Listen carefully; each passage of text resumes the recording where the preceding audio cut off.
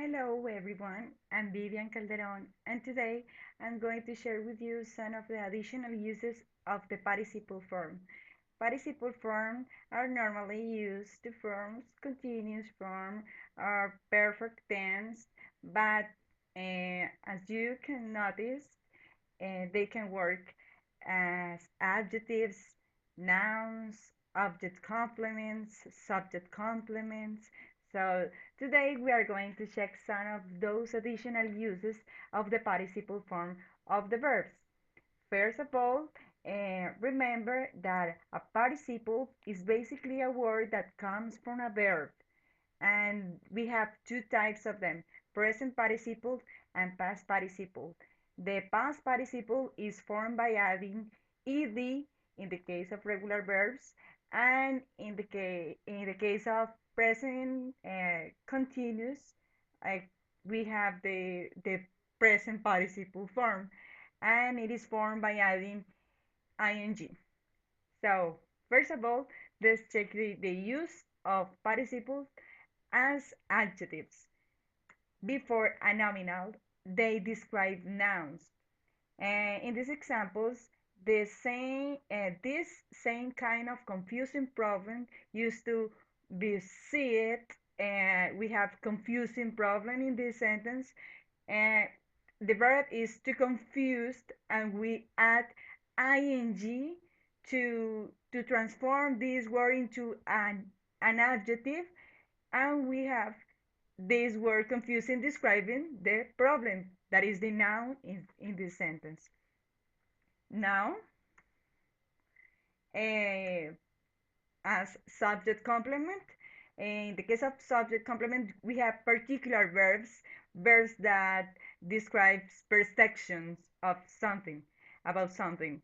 Notice what they do and whether they seem confused or frustrated. In this case, we have the same verb to confused, but now in the past participle form. Confused or frustrated. That is the verb to frustrate. We add ed, and then we have two words, confused and frustrated, describing a subject that is they.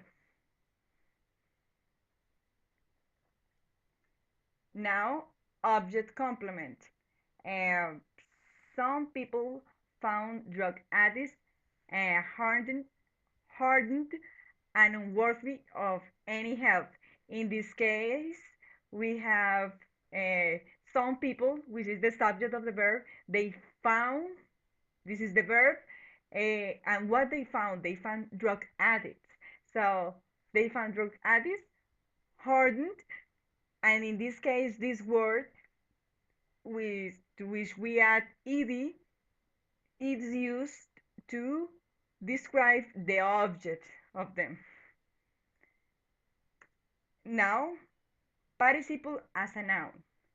Past participle can be used as nouns simply because the adjectives can be nominalized, and in some cases by adding one or ones to nominalize the adjectives. Why? We will tell the blessed ones in heaven what Lord has done for us and how he has had compassion on us. In this case, to bless is transformed into an adjective by adding ed, and once is placed immediately after the word to nominalize. So two words to refer to a noun. And also, just by adding ing, the form of the present participle, we have nouns. In this example, Christmas is characterized, among others, by festive abundance, gift giving, and sharing a joyful time.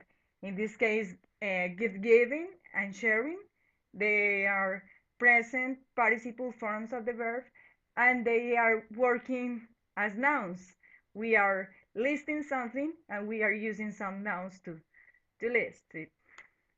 Now, the uses of the participle uh, two different uses in very similar conditions just after the verb to be.